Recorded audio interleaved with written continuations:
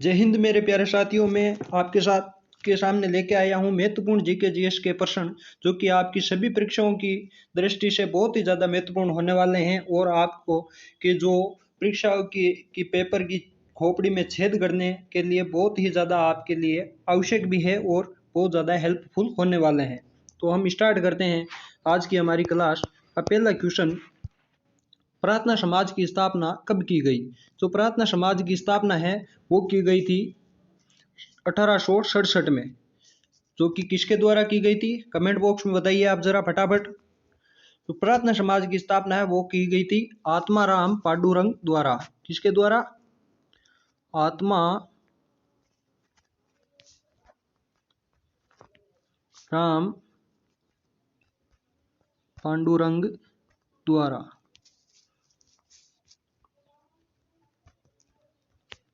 इसी कड़ी में हम आगे बढ़ते हैं। हमारा दूसरा क्वेश्चन, मनुष्यों में स्थायी निवास की प्रवृत्ति किस काल में विकसित हुई थी? तो इस प्रश्न का आंसर मैं चाहता हूं आप दोगे फटाफट कमेंट बॉक्स में लिख दीजिए। आप 5 सेकंड का टाइम मैं आपको देता हूं। तो मनुष्य में स्थायी निवास की जो प्रवृत्ति है वो किस काल में विकसित हुई थी? ऑप्शन नंबर ए पूरा पाषाण काल, ऑप्शन नंबर बी प्रागैतिहासिक काल, ऑप्शन नंबर सी नवपाषाण काल और ऑप्शन नंबर डी आद्य ऐतिहासिक काल। तो इसका राइट आंसर होगा का नवपाषाण काल। नवपाषाण काल इसका राइट आंसर है। जो मनुष्य में स्थायी निवास की जो प्रवृत्ति है ये नवपाषाण काल में जाके विकसित हुई थी। ठीक है ये प्यारे दोस्तों, हम आगे बढ़ते हैं। हमारा तीसरा क्वेश्चन,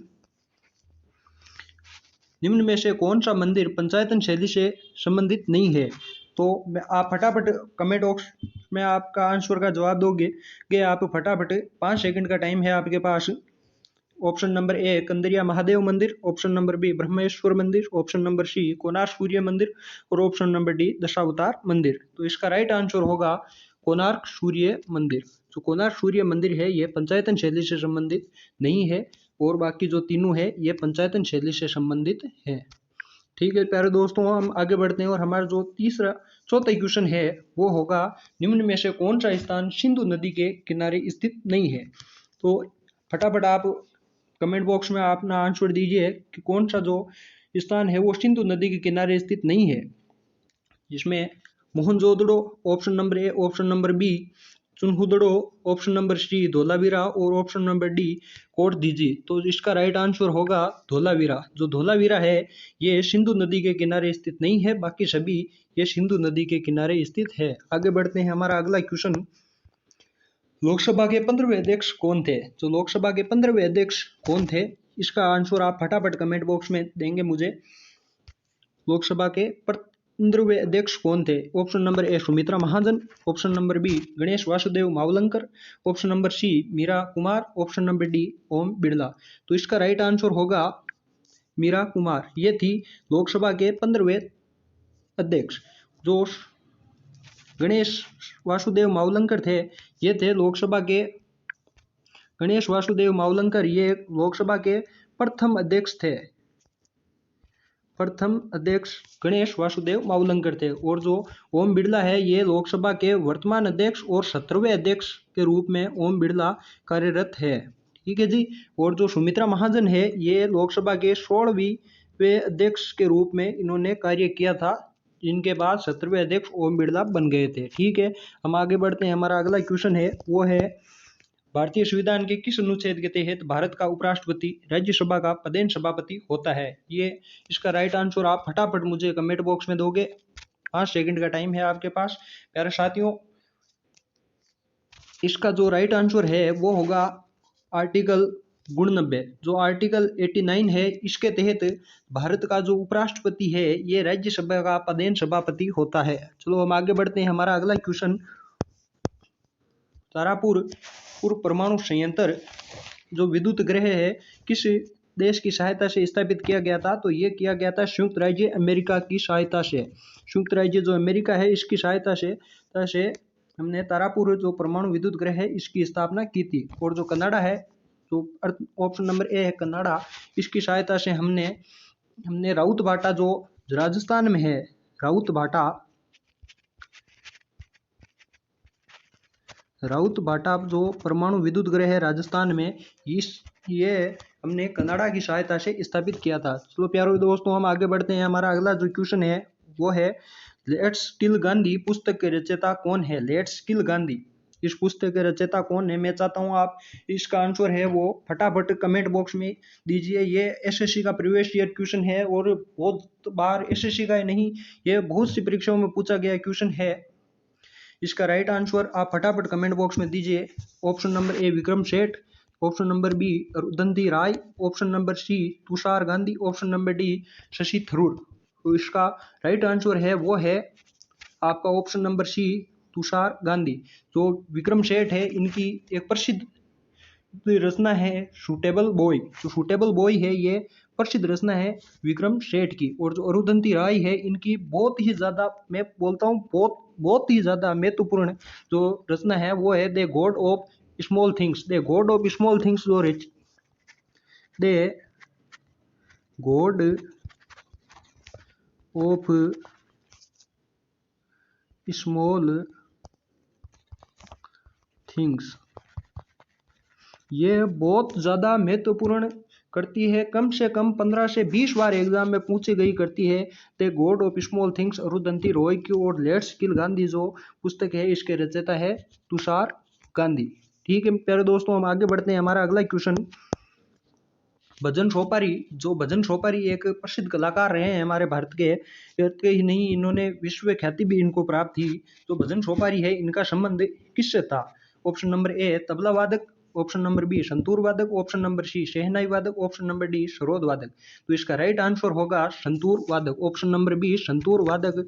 भजन सोपारी जो संतूर वादक थे। और जो प्रसिद्ध तबला वादकों की बात करूं मैं तो जो जाकिर हुसैन और लतीफ़ खान ये प्रसिद्ध तबला वादक थे। और शहनाई वादक की बात करूं तो बिस्मिल्ला खान प्रसिद्ध शहनाई वादक थे। और सरोद वादक की बात की जाए तो अजमद अली खान ये बहुत ही ज़्यादा महत्वपूर्ण है भैया। अजमद अली खान ये बहुत ज़्यादा महत्वपूर्ण प्रश्न है। भजन सोपारी का संबंध संतूर वादक से। ठीक है जी, हम आगे बढ़ते हैं। हमारा अगला क्वेश्चन, निम्न में से कौन हॉकी से संबंधित नहीं है?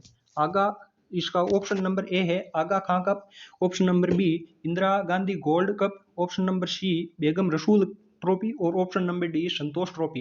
मैं चाहता हूं इसका आंसर आप फटाफट कमेंट बॉक्स में दे दीजिए। इसका राइट आंसर होगा संतोष ट्रॉफी। संतोष ट्रॉफी है ये फुटबॉल से संबंधित है। संतोष ट्रॉफी फुटबॉल से संबंधित है। इसका राइट आंसर संतोष ट्रॉफी होगी जो कि आपकी फुटबॉल से संबंधित है।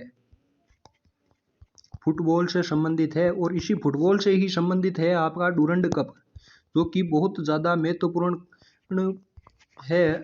परीक्षाओं की दृष्टि से बहुत ज़्यादा महत्वपूर्ण डूरंड कप भी आपका है। इनको याद रखना, ये बहुत ज़्यादा महत्वपूर्ण प्रश्न है। हम अगले प्रश्न की ओर बढ़ते हैं। भाई सुप्रीम कोर्ट की प्रथम महिला अध्यक्ष न्यायाधीश कौन थी?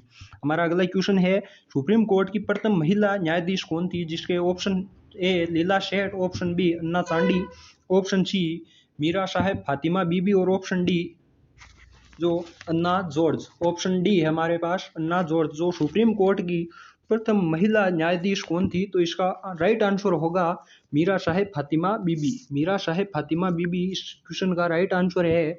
और जो लीला सेठ है ये उच्च न्यायालय की प्रथम महिला मुख्य न्यायाधीश थी, लीला सेठ। और जो आपका अन्ना चांडी है ये देश की प्रथम महिला सत्र न्यायाधीश थी। देश की प्रथम महिला सत्र न्यायाधीश अन्ना चांडी थी। और जो अन्ना जॉर्ज है ये भारत की प्रथम महिला आईएएस, भारत की प्रथम आईएएस अन्ना जॉर्ज थी। ठीक है भाई, हम बहुत ही ज़्यादा महत्वपूर्ण प्रश्न लेके आया हूँ मैं दोस्तों आपके सामने, जो कि आपकी परीक्षाओं में सीधे छपने वाले हैं। ये मैं जो एक्स्ट्रा में बता रहा हूँ ये भी बहुत ज़्यादा महत्वपूर्ण है। आगे बढ़ता हूँ मैं। अगला क्वेश्चन हमारा, भारतीय सिनेमा की प्रथम अभिनेत्री कौन थी? तो इसका राइट आंसर होगा, आप फटाफट कमेंट बॉक्स में इसका राइट आंसर बताइए। भारतीय सिनेमा की प्रथम अभिनेत्री कौन थी? Option number A Amrita Pritam, option number B Devika Rani परोरिक, option number C Lata Mangeshkar, option number D Aishwarya Rai. तो इसका राइट आंसर होगा आपके ऑप्शन नंबर बी देविका रानी।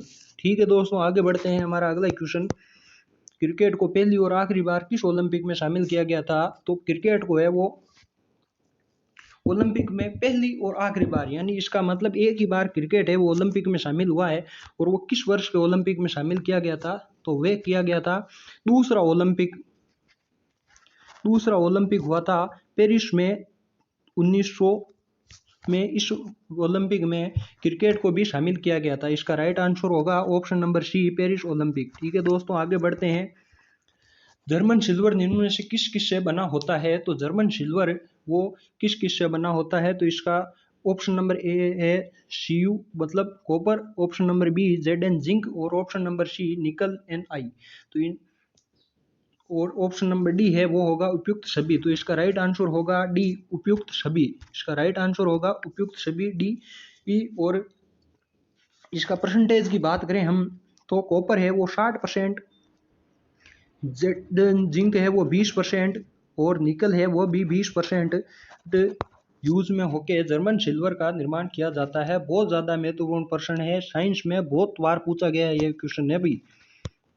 अब आगे बढ़ते हैं। जो प्रश्न है हमारे पास, यूरिया का रासायनिक सूत्र कौन सा है। यूरिया का रासायनिक सूत्र, option number A H2NCO NH2, option number B CaSO4 2H2O, option number C NHCO3, और ऑप्शन नंबर डी है नन। तो इसका राइट आंसर होगा आपके पास option number A H2NCO NH2, H2NCO NH2, ये होगा हमारे पास इसका राइट आंसर। ठीक है दोस्तों, आगे बढ़ते हैं हम।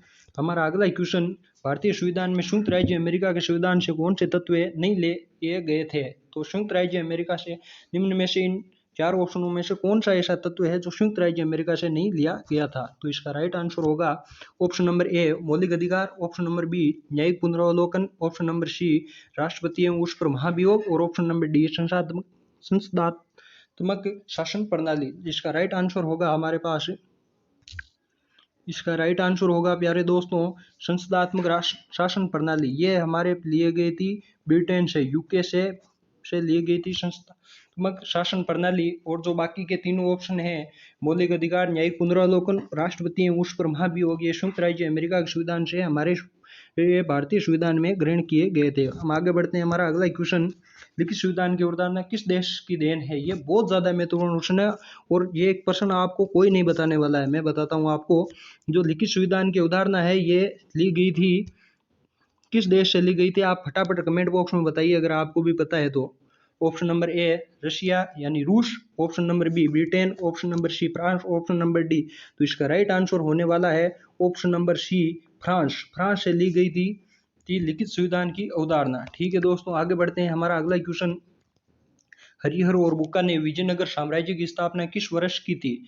तो ये प्रश्न बहुत ज्यादा महत्वपूर्ण प्रश्न है, हरिहर और बुक्का ने किस वर्ष विजयनगर साम्राज्य की स्थापना की थी। तो इसका राइट आंसर होगा option number A 1436, option number B 1336, option number C 1356, और ऑप्शन नंबर डी 1576। तो इसका राइट आंसर होने वाला है प्यारे दोस्तों वो ऑप्शन नंबर बी 1336 में। जो हरिहर और बुक्का है, ये नाम भी आप याद रखना, ये बहुत ज्यादा परीक्षाओं में पूछे जाने वाला नाम है। विजयनगर साम्राज्य की स्थापना किस वर्ष की गई थी और किसने की थी, ये बहुत ज्यादा पूछा जाता है।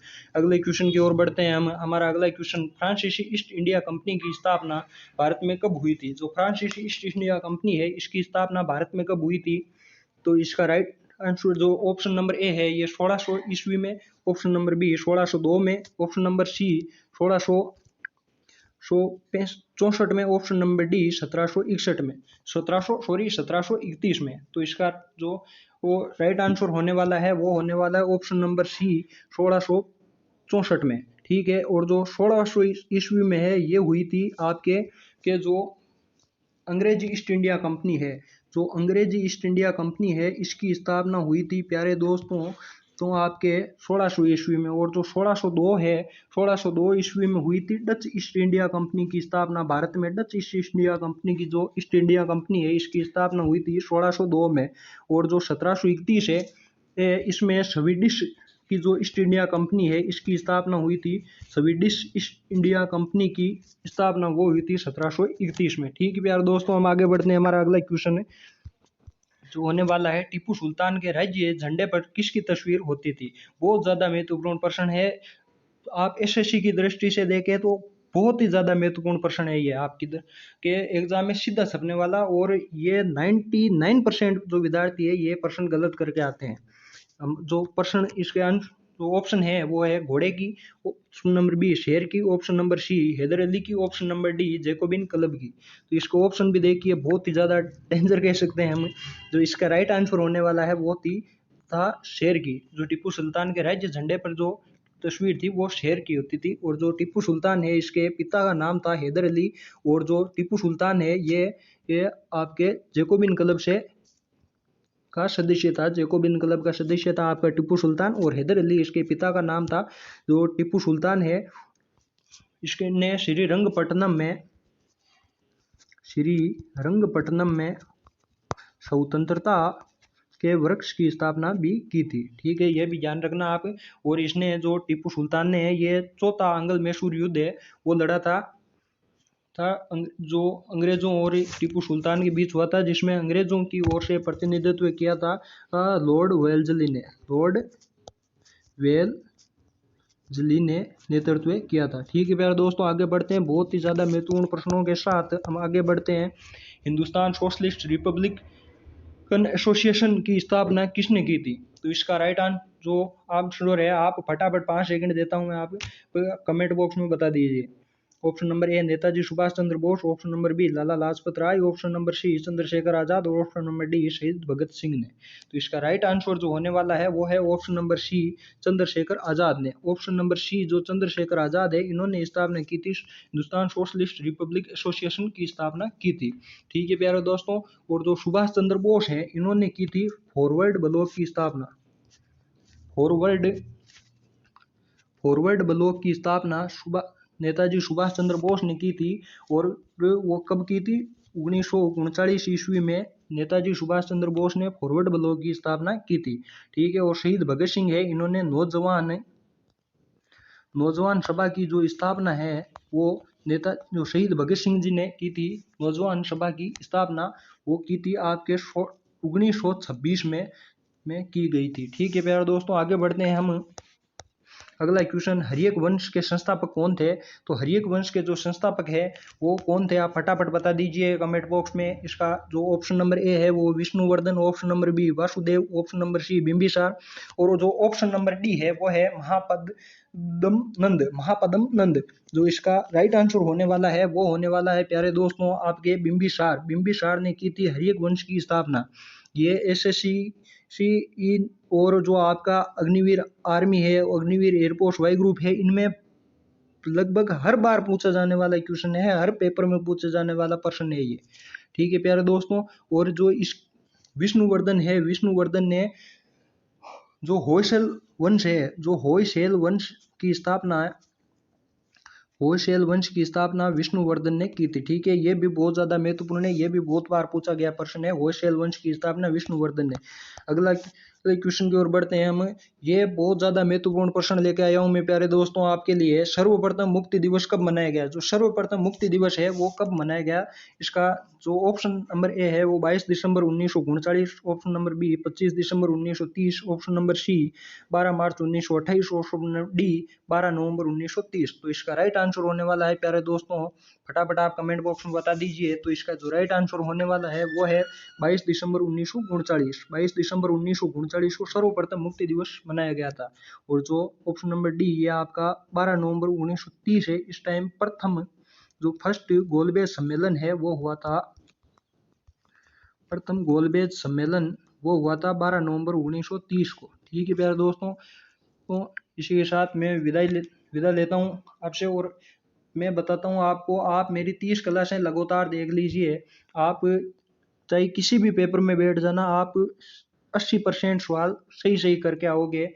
आप मेरी 30 क्लासें अब लगातार आप ये रूटीन बना लीजिए, हर रोज मेरी एक क्लास देखनी ही है।